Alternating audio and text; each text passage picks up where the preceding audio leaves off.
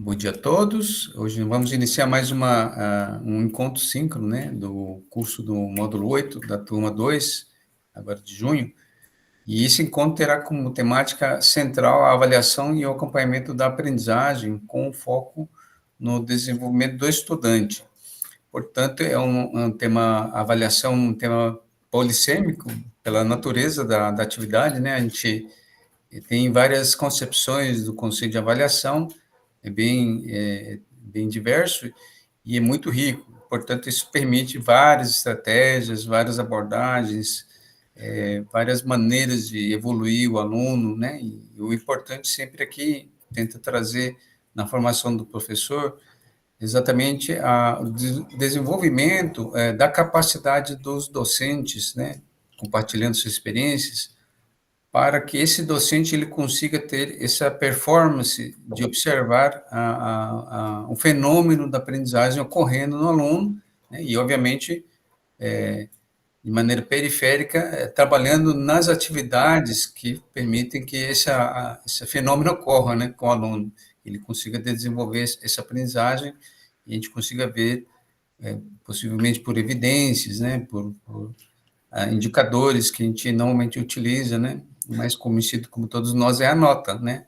E, obviamente, a nota não é, naturalmente, o único indicador, mas ele é um indicador muito importante. Então, assim, a gente está nessa segunda rodada de encontros síncronos, tentando fazer com que a gente socialize entre os participantes, né? E os que puderem também contribuir de maneira com suas experiências, relatos de experiências para que a avaliação ela seja mais estratégica e mais eficiente. Tá? Hoje nós temos a nossa convidada especial, a professora Paula Fernandes Montagnier, pronúncia correta, né? Isso. A professora Paula Fernandes, ela é do núcleo duro da área de ciências, né? Ela tem formação em química, né?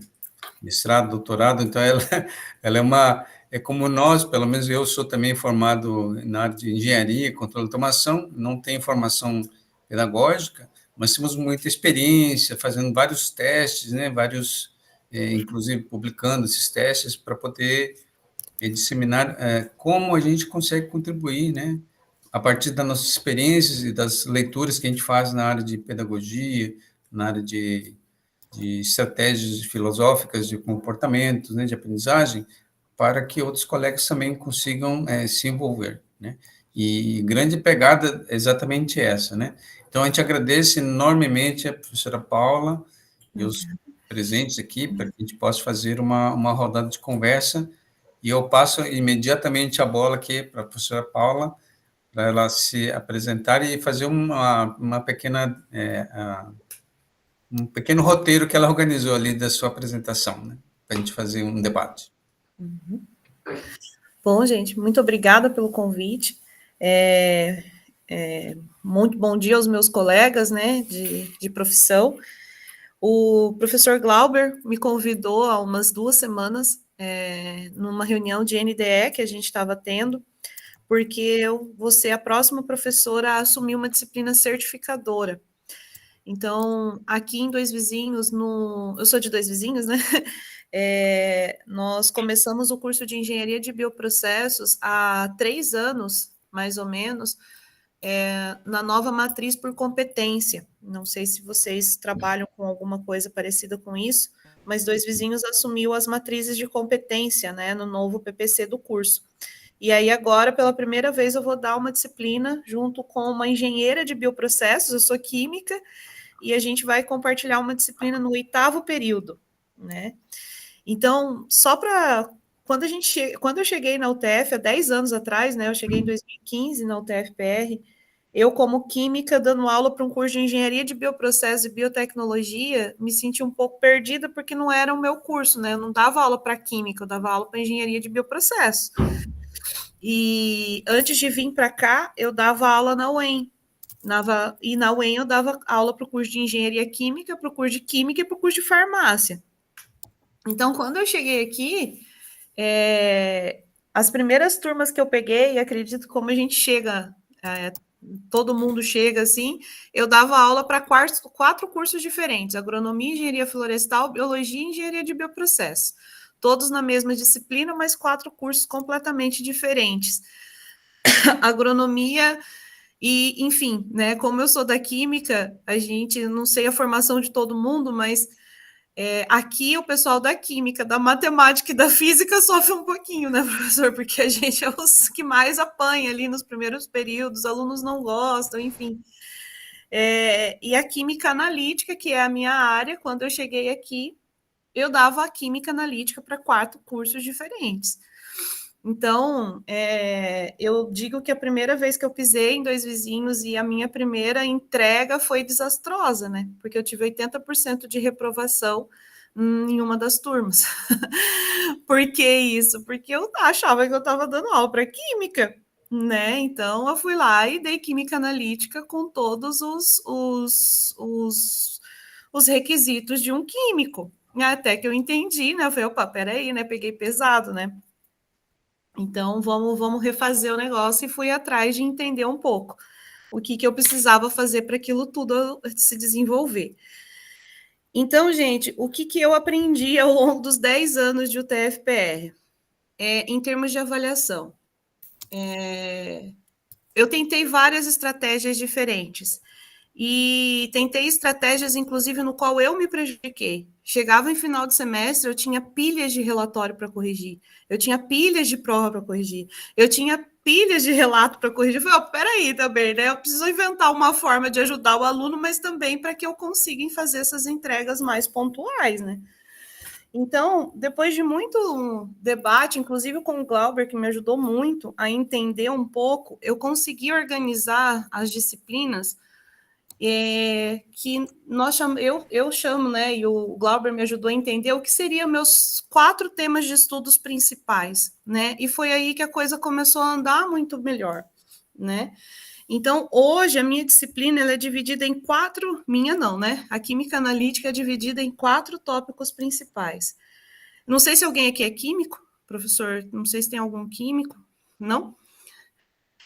Eu consegui dividir a disciplina em 4 grandes temas. E o que a gente pensou? O meu primeiro tema, ele é um tema muito amplo, no qual o aluno ele vai precisar dele o resto da vida dele, que é preparar a solução. É como se ele tivesse que entender como é que ele prepara um arroz, um feijão, qualquer coisa nesse sentido. Ele vai ter que aprender a fazer isso. E esse geralmente era o tema quando eu dava uma prova, uma avaliação teórica clássica, era o tema na prova que eles iam pior. Então, geralmente, onde eu tinha a nota mais baixa de todo o sistema, né, era quando eu dava preparo de solução. Depois de muito tempo conversando com o Glauber, a gente entendeu. Preparo de solução é uma disciplina que eles vão ter que entender muita coisa e vão para o laboratório e vão fazer várias coisas. Então, o que eu fiz? Esse tema de estudo, eu coloquei dentro de todos os outros temas que eles vão estudar. Então, ele estuda preparo de solução ao longo de todo o semestre. Ele está embutido em todas as provas de forma pulverizada. Então, eu eliminei uma avaliação da minha vida. Né, eu já tirei uma prova para eu corrigir da minha vida também. Então, eu pulverizei esse tema no todo o semestre. E para mim, né, não sei se alguém aqui também dá aula de laboratório, eu comecei a trazer esse tema em todo o tema de estudo de laboratório. Então, a gente vai para o laboratório, o que eu pedia? Por favor, para os técnicos de laboratório, deixe uma solução de NaOH preparada para a gente fazer tal prática, medida de pH.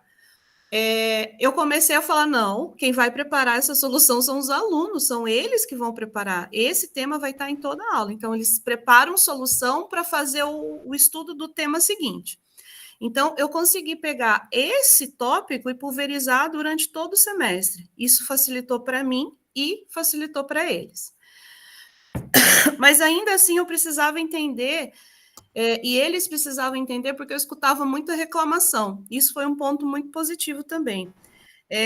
Eu comecei a escutar muita reclamação dos meus colegas de semestres para frente, né, do curso. Então, como eu dava aula no segundo semestre, eu comecei a escutar muita necessidade do 8º período, do 9º período, do 7º período, quais as dificuldades que eles estavam tendo. Então, isso é um TCC também. Né, a professora Viviane ali vai corrigir tantos TCC. Eu comecei a entender as dificuldades deles em TCC também. E comecei a perceber que eles desperdiçavam muita solução, né? Eles jogavam muito reagente fora. Então, o que eu precisava que esse aluno soubesse, no final das contas, hoje, resumindo na minha cabeça? Que ele saiba preparar, mas ele também saiba descartar, que ele saiba armazenar e que ele consiga fazer um cálculo do preparo de uma quantidade suficiente para ele usar durante o experimento dele ou durante todo o desenvolvimento dele. Então, eu peguei e falei assim, tá, o que a gente pode fazer com isso? E daí eu aprendi um termo com o Glauber muito interessante chamado tarefa complexa. Falei, tá bom. Então, vamos tentar entender o que é essa tarefa complexa. Eu começo a inserir problemas neles, né? Esse ano eles participaram de um treinamento, é um probleminha, né? Depois eu mostro para vocês, compartilho se vocês quiserem. Eu insiro um problema e aí eu uso muito, né? Não vou negar. O ChatGPT me ajuda muito, professor Miguel. Ele me dá várias ideias assim sobre como que eu posso contextualizar, porque eu não sou engenheira de bioprocessos, eu não entendo nada muito dessa área, né? Então eu peço para o chat ali, ó, preciso de uma tarefa complexa, ele me dá vários exemplos legais e a gente consegue contextualizar dentro disso. Então, o que eu comecei a fazer? Essas tarefas complexas, elas me ajudam muito a identificar onde eles estão com muita dificuldade. Só que não sou eu que corrijo de novo, é eles. Então, o que eu faço? Esse ano eles trabalhavam na Piracanjuba, por exemplo, uma empresa de laticínio que está para abrir aqui em Dois Vizinhos. E aí eles tinham que montar um laboratório do zero. O que eles iam comprar nesse laboratório? Eles precisavam fazer um estoque de tantas soluções, então eu fazia toda a contagem de uma historinha, mas no fundo, era tudo que eles precisavam fazer dentro de um TCC, por exemplo. A necessidade de um professor que ia usar isso em um TCC. Mas aí eu colocava num contexto industrial, né, e tal. Aí cada ano eu coloco num contexto diferente para dar uma mudadinha, né, porque eles são danados, eles vão lá e copiam dos amiguinhos, né. Então, isso me facilitou muito. E cada tarefa dessa, ela vale 1 ponto. E o que faz? O que eu faço? Eles corrigem, eu corrijo numa sala rapidão com eles, né, um dia, e eles identificam onde está errado e vem dando muito certo. Porque eu falo para eles, vocês não vão perder nota.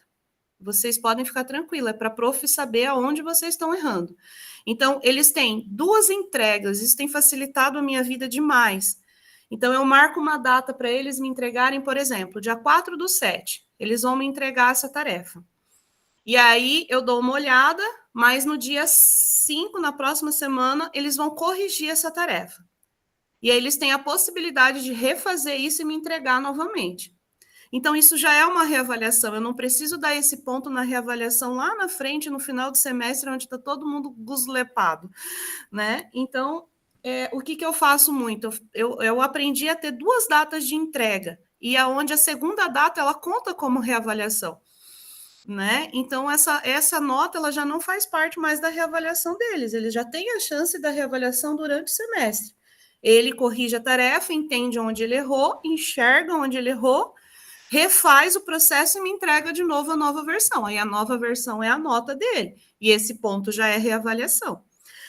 Então, dentro desse contexto de entregar em 2 datas, eu enxergo que eles conseguem desenvolver a habilidade de fazer realmente sozinho. Eles estão conseguindo fazer isso muito bem. Eles têm a ideia de responsabilidade, então eu deixo muito claro para eles que isso não vai entrar na reavaliação, porque as 2 datas de entrega já são reavaliação. Então, eles começam a ter uma responsabilidade maior em datas de entrega.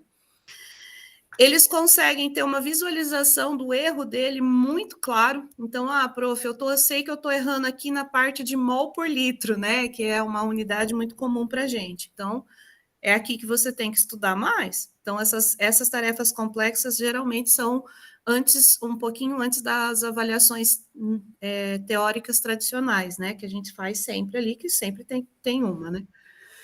Então, para preparo de solução, eu entendi a necessidade do que eles precisavam desse conteúdo, né?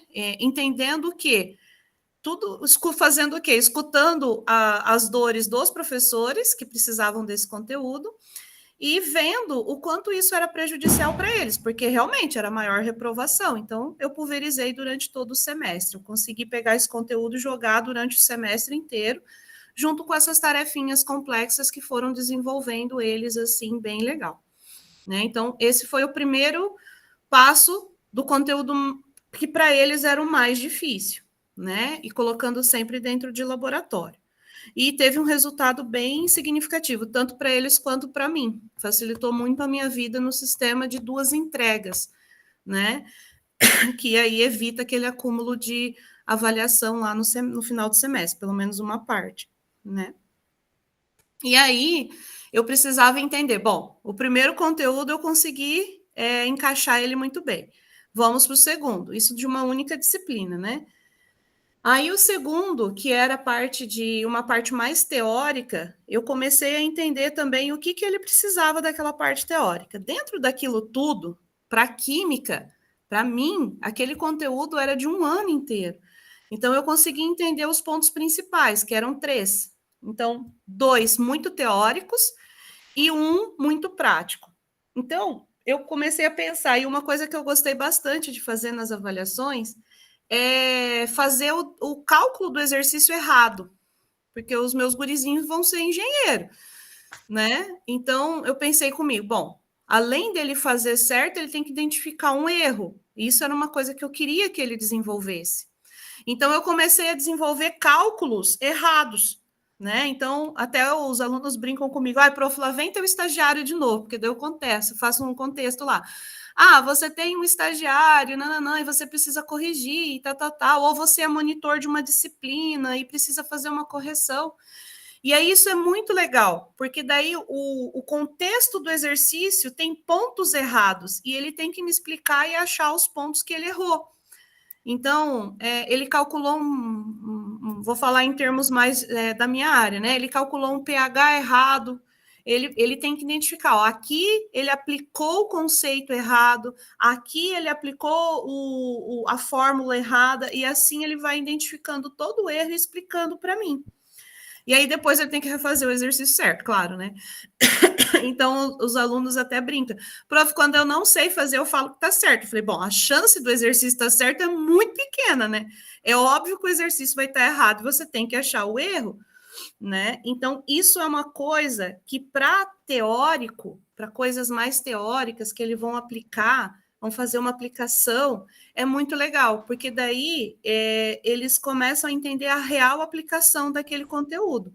Isso deu muito certo. Isso foi uma das coisas que eu achei mais legais, assim, eles identificam erros, assim, bem legais, que eles não precisam aplicar o cálculo certo, mas depois ele tem que fazer o certo. Mas o mais legal disso é desenvolver a habilidade dele de encontrar algo errado, né? Isso foi algo que eu gostei bastante, assim, que eu queria que eles desenvolvessem, né? Por que disso de novo? Pela experiência de chegar aqui e falar, prof, eu não sei onde eu estou errando. Então, vamos pensar comigo. Dele conseguir olhar para aquele montoeira de conta que ele faz e entender o que ele está errando, né? Onde está o erro dele? Encontrar a aplicação de um conceito errado dentro daquela fórmula. Então, isso foi uma experiência muito legal e eles gostaram bastante, assim, sabe? O resultado foi muito positivo. Né? Então, eu botava lá contas gigantescas no sentido, né? E conceitos aplicados na fórmula certa, mas os conceitos aplicados errados. E aí eles conseguiram identificar o que estava errando. E daí é o estagiário que faz errado, é o monitor, é a pergunta, e daí cria todo um cenário ali para eles identificar. Então, desse conteúdo, eu entendi que o que eles precisavam mais? Da teoria. Aplicar uma teoria de forma correta dentro de uma fórmula que eles já sabem o que é. A fórmula é facinha, é catar uma fórmula e jogar lá. Mas aplicar o conceito certo. que é um ácido fraco, o que é um ácido forte, o que ele precisa. Se for de um ácido fraco, ele segue por um caminho, se for um ácido forte, ele segue para o outro. E aí eu embolava todos os caminhos, né? E daí dava bem certinho, que daí ele aprendia o conceito. Quando eu visualizei que eu precisava fazer algo maior para isso, foi quando eu descobri também que a inteligência artificial faz cálculos disso daí de uma maneira muito fácil. Então, eles estavam usando, né, isso. Ah, prof, eu quero preparar uma solução tampão. Eu pergunto lá, ele me dá tudo que eu tenho que fazer. Eu falei, mas peraí, né? Aí ficou fácil, né? Mas e o conceito? E aquele, né, que você precisa? Eu falei, então não adianta eu ficar batendo que ele precisa fazer o cálculo, porque lógico que ele vai fazer isso de alguma outra forma. Mas eu preciso fazer com que ele desenvolva o conceito e encontre um erro quando der. Então, foi aí que eu entendi desse conteúdo o que eu precisava também. Então, isso foi outra coisa que eu demorei de novo, gente, 10 anos. Né? Demorou um pouquinho o processo. E aí sim, esse conteúdo é uma prova tradicional, tá? E aí, por fim, o último conteúdo, que aí ele realmente vai para o laboratório e encontra a concentração de algo desconhecido, né? Que é a parte mais gostosa que eles gostam, a concentração de um ácido, de uma base. Aí eu aprendi a fazer prova prática. Isso ajudou bastante também, porque a prova prática, ela acontece tudo num dia só. Eu não preciso corrigir depois também. Então, eles têm um roteiro prévio de tudo que vai ser avaliado naquele dia, com as condições que eles precisam estar, tudo certinho, e aí eles vão para o laboratório. Lá no laboratório, eu consigo analisar, eles estão com a vestimenta correta? Eles desenvolveram o preparo de solução correto? Eles fizeram tal? Então, eles sabem exatamente no que eles vão ser avaliados antes. O que isso é bom para mim também? Quando eu cheguei, eu pedia relatório de toda a aula prática. Isso gerava para mim, no final, em torno de 10 relatórios por alunos para ser corrigido no final do semestre. Então, era um volume de trabalho para mim gigantesco. Então, o que eu peço hoje? Que eles fazem um relato deles, e aí eles têm tipo um caderninho com tudo anotado que no dia da prova eles podem consultar. Então, a avaliação do laboratório, ela se tornou uma prova prática e não relatórios, né? Porque é um segundo período ainda, eles são muito novinhos para relatório, na minha ideia. Gerava uns relatórios assim que dava, vamos falar o português, claro, né? Dava desgosto de ler, né? Eram uns relatórios assim numa linguagem muito pequena ainda, né? Eles não estão preparados para aquilo no momento, ainda eles não fizeram nem metodologia, né? Então, não tinha sentido eu cobrar um relatório ainda, né? Para mim, era parte do laboratório que tinha que ser desenvolvida. Então, no resumo, gente, dessa experiência para essa disciplina, primeira coisa que eu entendi e que facilitou para mim foi saber o que de cada conteúdo eles realmente precisavam. Se era mais teórico, se era mais prático, se era um desenvolvimento a longo prazo. Então, quando eu percebi que um dos conteúdos, a pequeno e curto prazo, eles não iam entender nunca, que eles precisavam aplicar aquele conteúdo durante um semestre inteiro, isso melhorou muito o índice de reprovação deles e melhorou muito para mim também, né? Porque a gente tem que pensar na gente também, né? Além de pensar na forma de avaliar melhor, e numa forma de avaliar também que a gente não se sobrecarregue de trabalho ao ponto de não conseguir dar conta de corrigir tanta coisa, né? Então, essa correção feita por eles me ajudou muito. A prova prática me ajudou muito, não pedir relatório me ajudou muito, né? Porque quando eles têm a noção de que eles vão ter que fazer uma prova prática, eles anotam até o dia que eles fizeram a prática. Agora, quando eles têm tem que fazer um relatório, depois eu me viro ali, pego com um colega, enfim, né?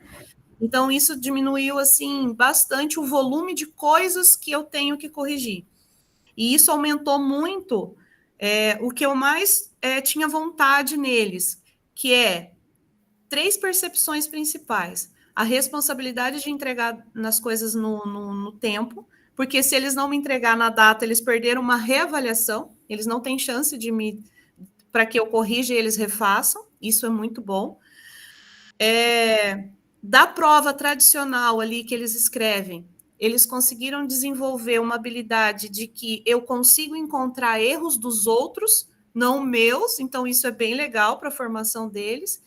E a prova prática, as habilidades de laboratório, que era uma das coisas que eu mais queria, além dos conteúdos, né? Que era uma coisa que a disciplina exigia bastante para os outros semestres. Então, em resumo, gente, eu demorei uns 6 anos para deixar essa disciplina redondinha do jeito que eu queria. E hoje eu consigo ter um volume assim. Chegou no final do semestre, eu não tenho um monte de prova para corrigir, porque a coisa já foi andando mais redondinha durante o semestre todo, sabe? Então, isso dá um desafoga bem bom, principalmente para nós, e eles conseguem acompanhar o desenvolvimento deles mais durante o semestre, assim, sabe? Sem perder muito tempo de aula também, né? A gente às vezes tem aula muito enxuta, conteúdo muito vasto, né? Bom, não sei se eu estou falando muito rápido, né? Se alguém quiser interferir, Não, professor, fique à vontade. bacana, Paulo. Eu acho que esse é uma dinâmica, é uma roda de conversa. É legal, por exemplo, ver se tem algum colega aqui presente que tem algo que pode contribuir ou algo que possa ser uma dúvida que teve nas falas da Paula.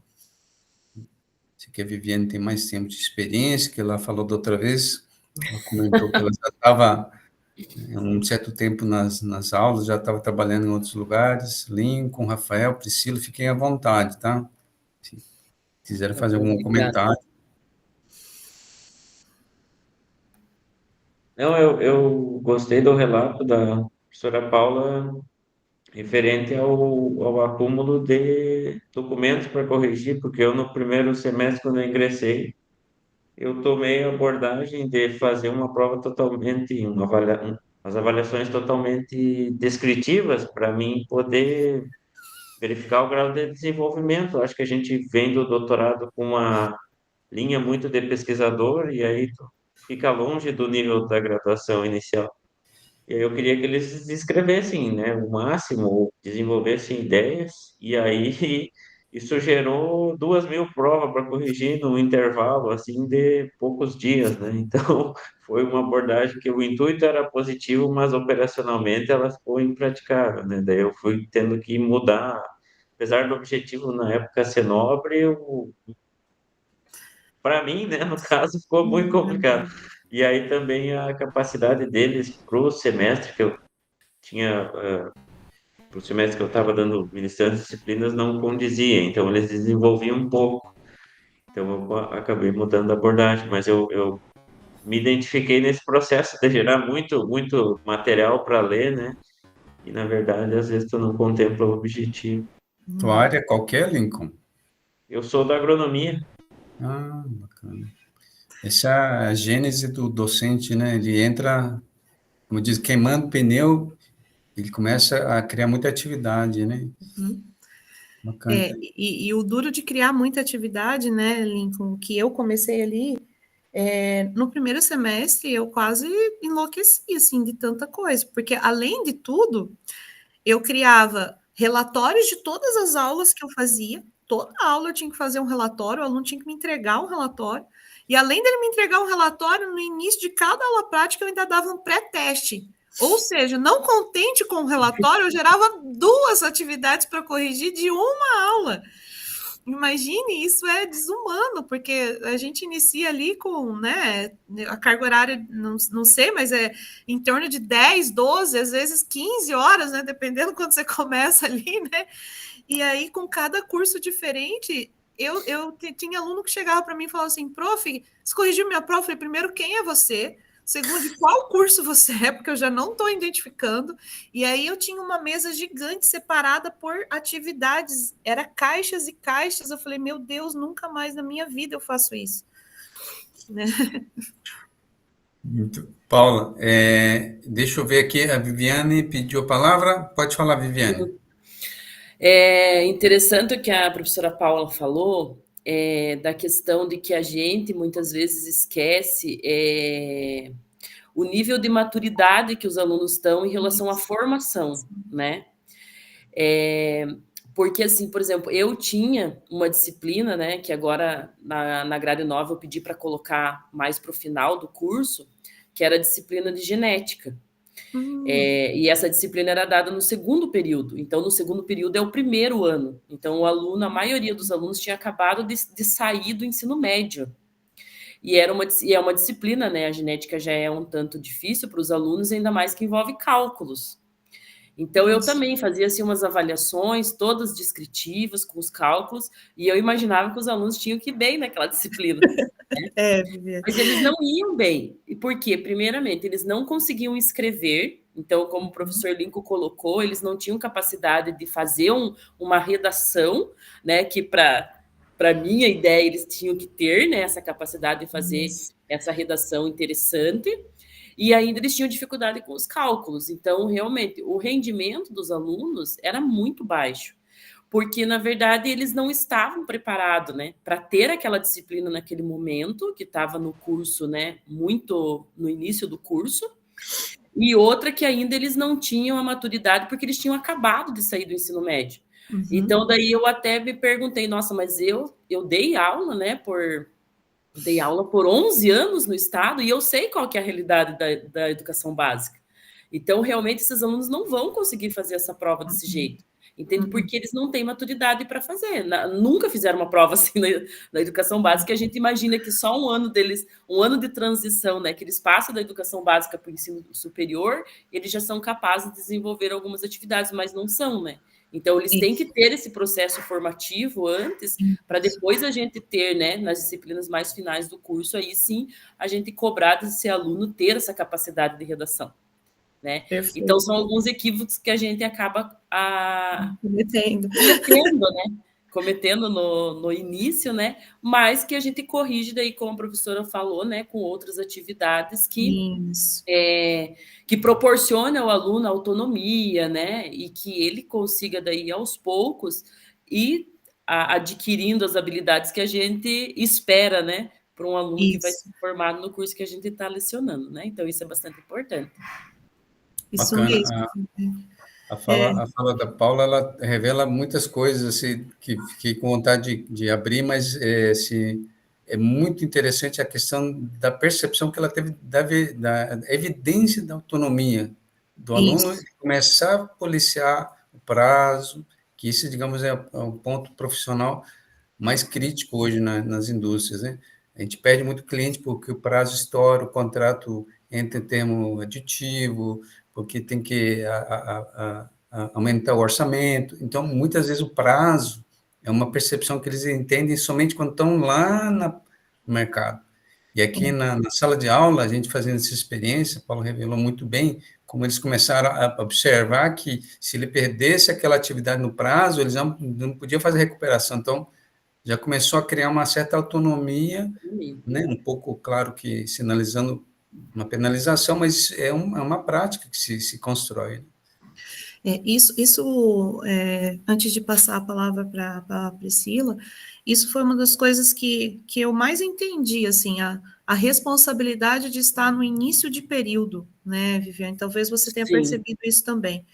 Porque quando você pega um aluno, eu acho que além desse conteúdo que você vai ministrar, isso a gente aprendeu muito da parte de competências ali, isso eu entendi muito depois. A gente tem que começar a desenvolver nele coisas que a gente espera que ele faça no futuro, né? Sim. Que é responsabilidade de prazo, que é identificar um erro, é um pequenininho, é claro que isso é muito pequeno, lá no 8º período ele vai olhar para aquilo e falar, meu Deus, né? Mas é a parte do desenvolvimento dele, né? Achar coisinhas pequenininhas para que eles começam a fazer esse desenvolvimento além do conteúdo, né? Eu acho que essa foi o maior aprendizado para mim, dando aula para um segundo período, né? Sim. Que a autonomia dele, que eu precisava formar, além de tudo, realmente um aluno que conseguisse ter capacidade, né? Capacidade eles têm, mas é a capacidade dele chegar lá no 8º período sabendo o que é um prazo, o que é as coisas, né? Então, eu comecei a pegar um amor muito grande por essa disciplina, justamente por ser no começo do período. E aí eu vi a diferença, porque daí depois de um tempo, quando a grade mudou, eu fui igual a Viviane, eu saí do 2º período e fui dar aula lá no 6º. Então aí fica nítida a diferença, né? Sim. E é interessante também, né, Paulo, só concluindo, antes da Priscila, é interessante também porque eu acho que muito do aluno também invadir, né, da universidade, é justamente porque ele não consegue acompanhar. É uma mudança muito radical de um ano para o outro e que ele não tem maturidade, né? Então, claro que ele vai chegar, ele começa com vários professores cobrando várias coisas, né? E coisas que eles ainda não têm habilidade para fazer. Então, isso eu acho que contribui bastante para o aluno acabar desistindo, sabe? Porque eu tive uma experiência também numa outra disciplina, que era a disciplina de genética de populações, que é uma disciplina que ela é 90% cálculo, né? Que foi assim, quando eu entrei na UTF, né? Eu peguei essa disciplina, e quando eu dei a primeira prova, tinha 44 alunos da minha turma. Mais da metade da turma desistiu da disciplina. Né? Entende? Porque eu acho que eles não tinham tido muito contato com cálculo ainda, e a prova era só cálculo. Então, eles desistiram, sabe? Tipo, sem oportunidade de eu corrigir, né? Então, eu percebi, claro, que nas outras turmas eu corrijo. Então, por exemplo, hoje, esse semestre, né? Eu trabalhei com uma turma de 28 alunos e eu tive uma desistência. Um aluno só desistiu da minha disciplina. Então, você veja a diferença, né? Então, porque a gente vai adaptando a metodologia, né? Exatamente. Priscila? Só para comentar um pouquinho também com a ideia dos colegas, concordo com tudo que vocês falaram. Me identifiquei com muitas falas de vocês, principalmente quando o professor Lincoln comentou que a gente vem muito acelerado do doutorado, né? Então, a gente espera demais dos alunos e muitas vezes cobra demais, né? No nível que se vai passar as atividades e querer esse retorno deles, né? Então, eu já senti no começo, assim, e agora a gente já vai readequando, né, pro nível que é esperado.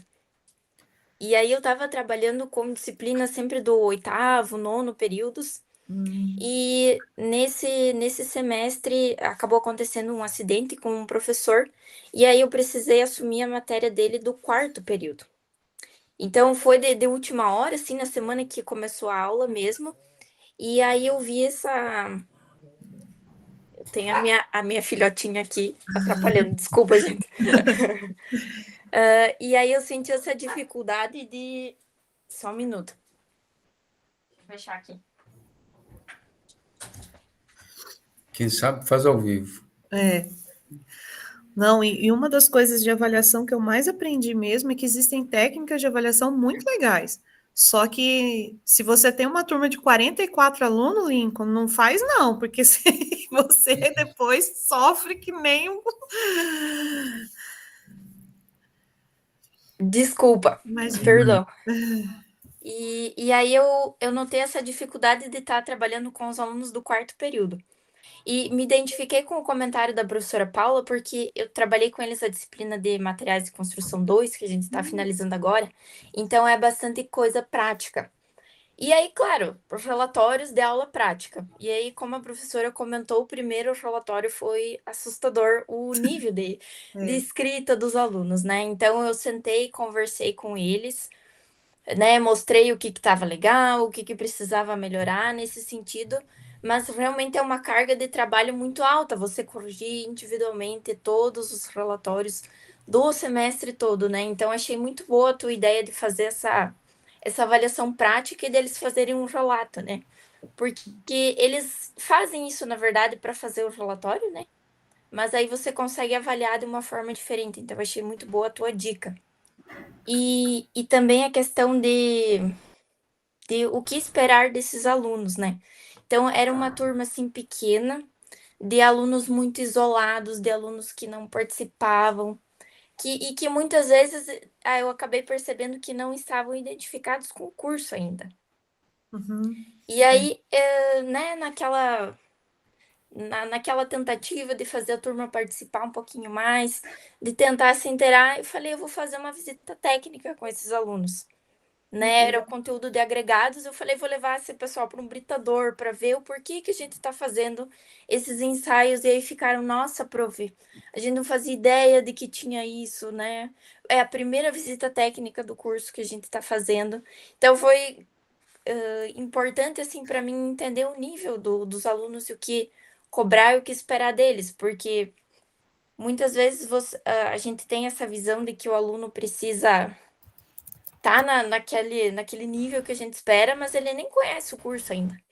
Ele nem está se identificando com nada, ele está completamente perdido ainda, mesmo no quarto período, ele não se entendeu no curso, então é importante mostrar alternativas e saber acompanhar o ritmo deles também, né?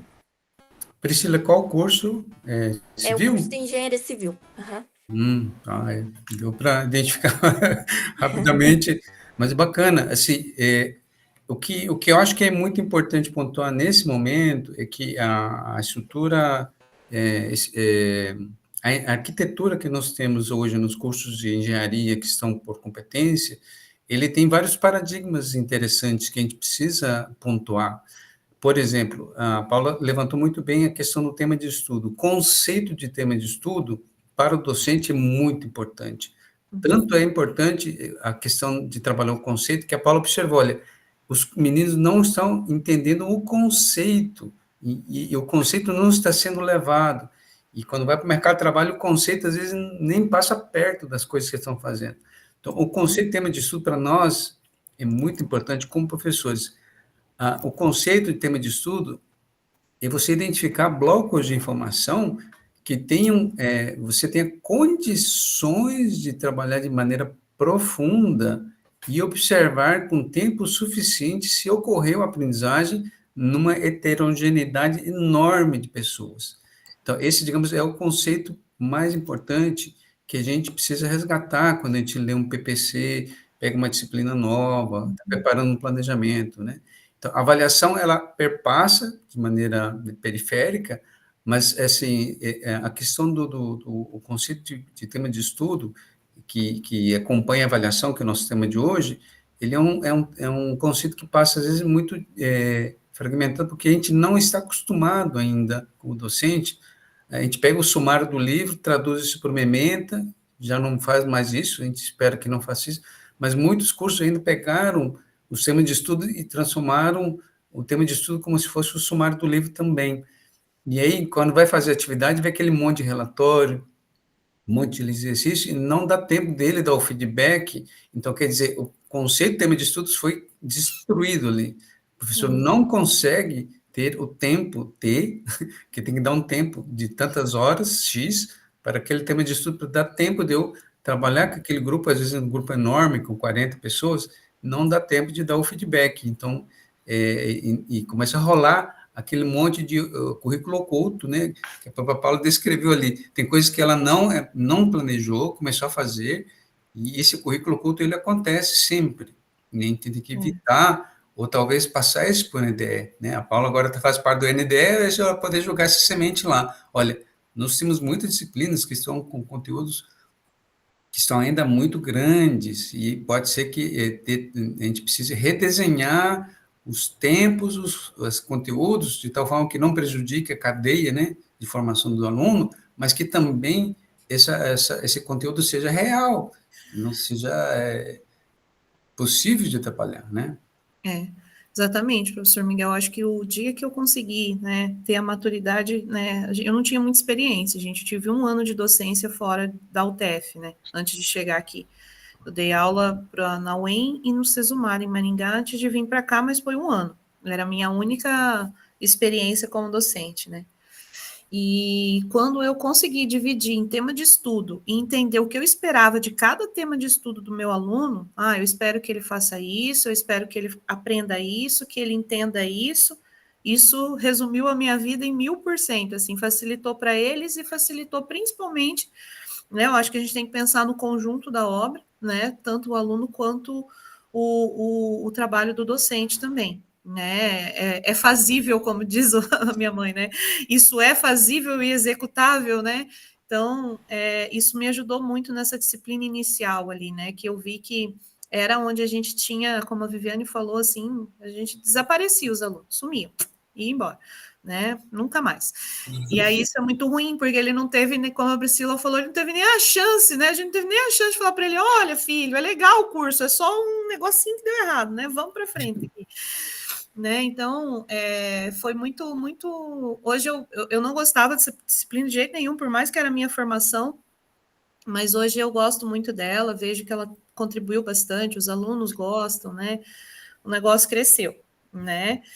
E aí, para finalizar também, quando eu fui para o 6º período e peguei uma disciplina, e aí eu lembrei muito do Lincoln, que daí agora sim, ele está lá no 6º período, né? Eu vou dar cromatografia para ele, que é um método científico, ele já teve metodologia, ele já teve a escrita, aí como que eu avalio no longo do semestre inteiro?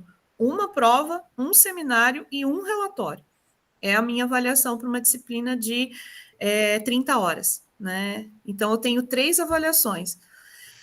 O seminário, eu dou um problema para ele, né? Ó, você tá lá trabalhando numa indústria de efluente e chegou para você que os peixes morreu e que você precisa fazer uma análise para saber se é um pesticida tal e nananã, e faz todo um contexto para ele, todo um problema.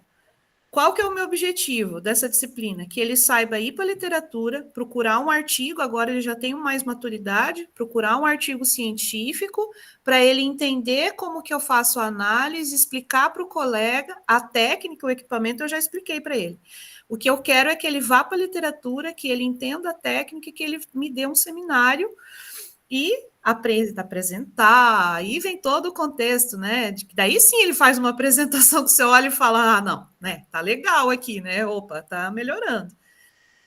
Então, e o relatório, Priscila, eu aprendi uma coisa também com o tempo que fica bem legal. Eu tentei botar práticas que sejam continuadas. Então, hoje ele faz uma prática, amanhã é o mesmo tema dessa prática, e depois é o mesmo, depois ele junta 4, 5 práticas em um relatório só, para eu corrigir um só, porque, né, não quero corrigir mais que um. E daí fica um relatório grandão, um relatório bonito, um relatório que dá para ele ir para a literatura discutir o resultado dele, que ele saiba o que é um resultado e uma discussão, né?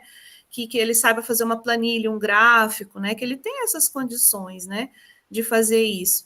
E aí, uma prova final ali é o que eles... E aí, foi tão legal isso que a gente não sei se todos estão enfrentando o mesmo problema, acredito que sim, mas a gente está com turmas bem pequenas, né, aqui no curso de nosso. Então, essa turma estava com 5 alunos, então é um pouco mais fácil, né? Eu sei que ela é mais tranquilo de lidar, uma realidade diferente. Mas eles fizeram análise de açúcar de vários refrigerantes, bebidas, energéticos, zero, e Coca zero, e nananã. Enfim, e no final gerou até, eles ficaram tão empolgadinhos que eles escreveram um resumo para um congresso, botaram o nome dos 5 e foram. Olha que fofos, né? E aí ficou bem legal, assim, sabe? Porque foi uma técnica que eles aprenderam desde o início, então eles prepararam a amostra, aí eu levei eles no laboratório, eles aprenderam vários equipamentos que eles nunca tinham visto, mas é claro, é uma turma de 5, né? Eu tenho plena que eu não faria isso com uma turma de 44, não daria, né? Mas com 5 daria. 44 teria que adaptar alguma coisa ali. E eles conseguiram um resuminho e levaram para um congressinho, sabe? Então foi bem significativo isso. Mas aí, 6º período, né? Aquela coisa. Aí sim eu cobrei um relatório legal, né?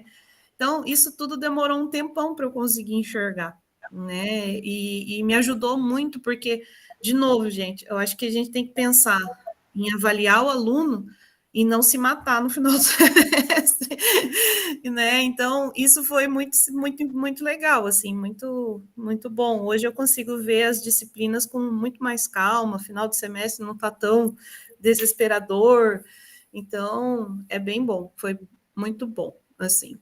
Hoje eu me considero assim, claro, ainda tem muita coisa para deixar mais redondinho, mas eu fiquei muito feliz, assim, com toda... Aprender, literalmente, né? A gente aprende com o erro. Bacana, Paulo. Você sabe que os colegas nossos estão fazendo o módulo 8 agora, e esse módulo 8 tem 2 atividades, que uma ferramenta de avaliação, né, e muito até pertinente ao que a gente está falando hoje, e outra é o planejamento de ensino.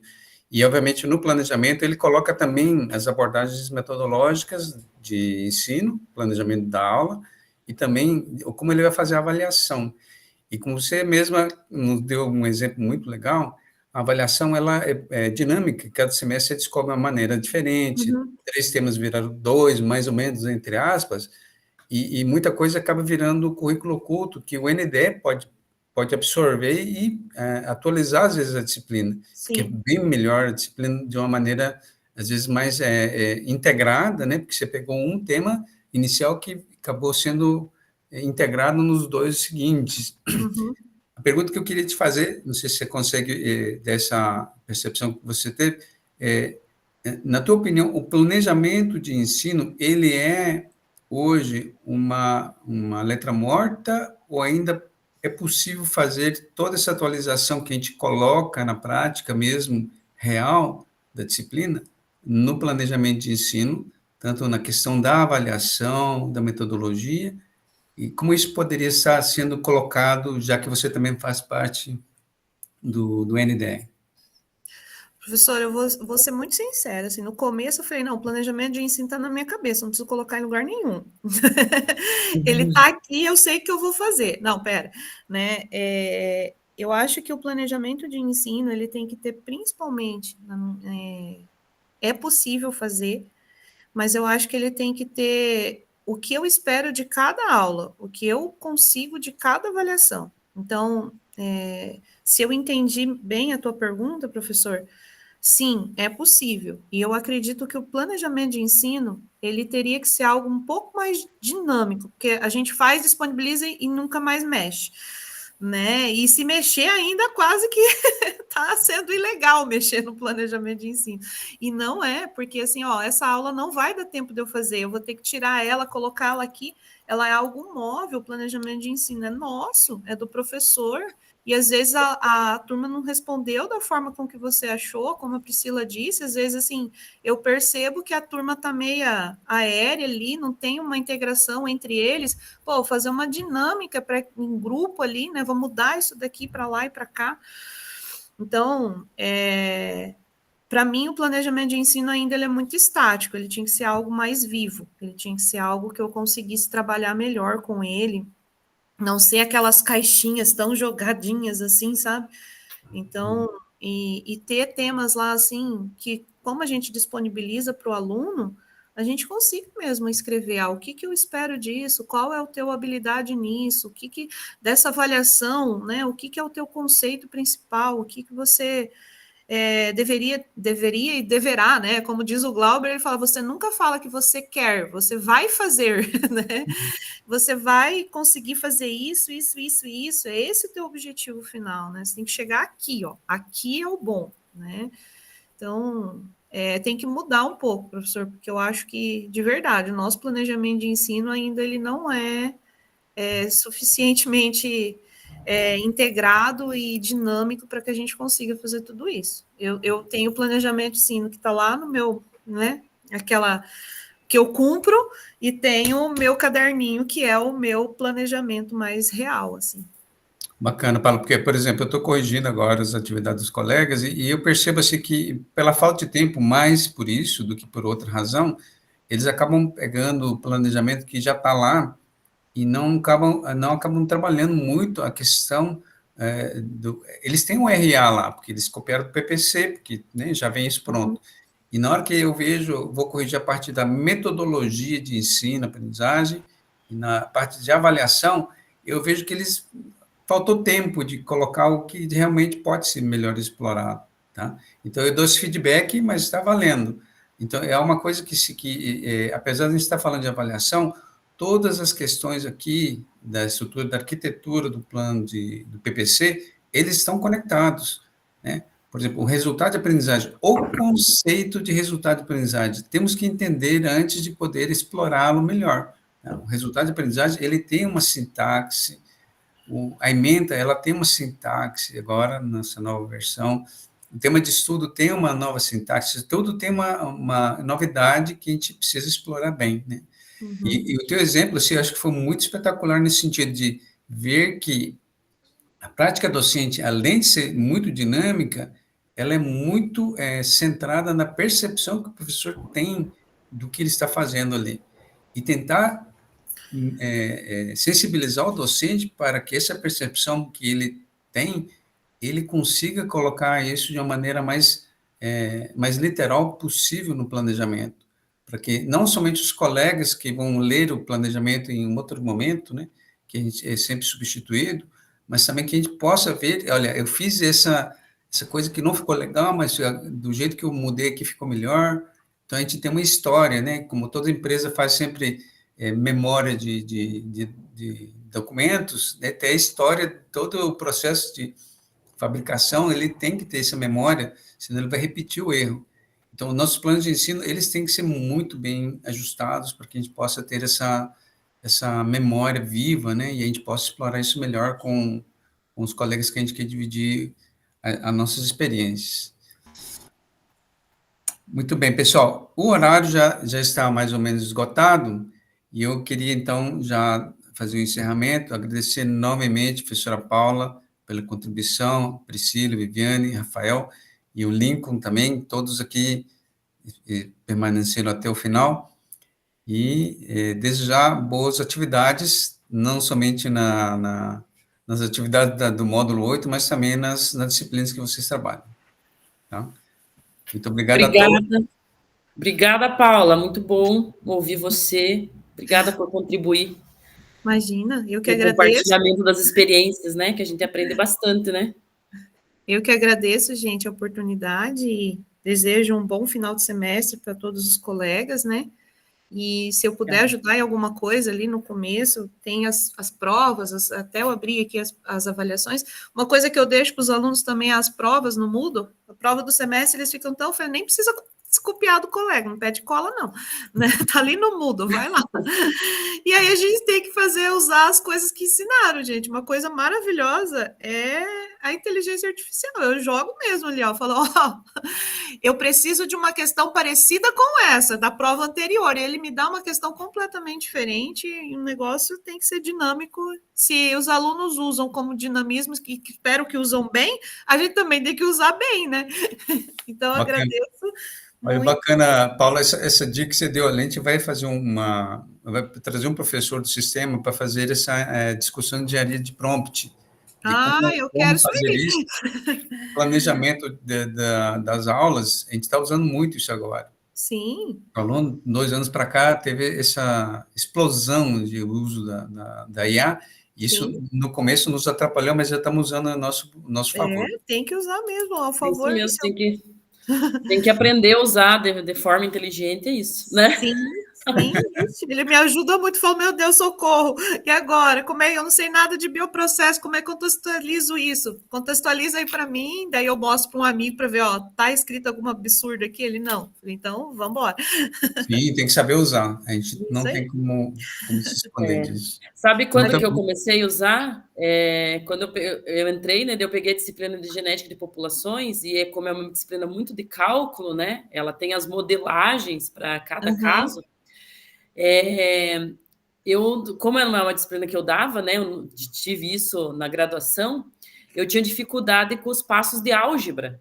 Sim. Então, eu tinha dificuldade como que chegava na fórmula, em alguns passos de álgebra eu acabava esquecendo. Então, eu jogava lá a fórmula e pedia para ele me dar exatamente quais que eram os passos detalhados de álgebra que eu tinha que fazer para chegar em tal fórmula.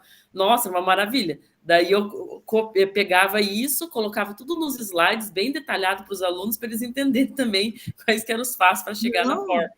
Ajuda muito. Ajuda muito. Muito. Nossa. Porque você ia estudar, né, novamente, pegar matemática para estudar novamente, então era... Bacana, Viviane, uma das coisas que a gente está observando, que tudo isso vem de bandeja para nós, mas já observamos que também vem muita coisa errada, e fala para os alunos, olha, e para vocês também, olha, verifiquem aquilo que ele mandou para nós, e os alunos não verificam, e quando eles não verificam, aí dá problema. Isso mesmo. Sim, tem que eles começam a fazer coisas que eles não conseguem entender. Não. Muito bem, gente. Vamos encerrar a gravação aqui para ficar para os demais colegas.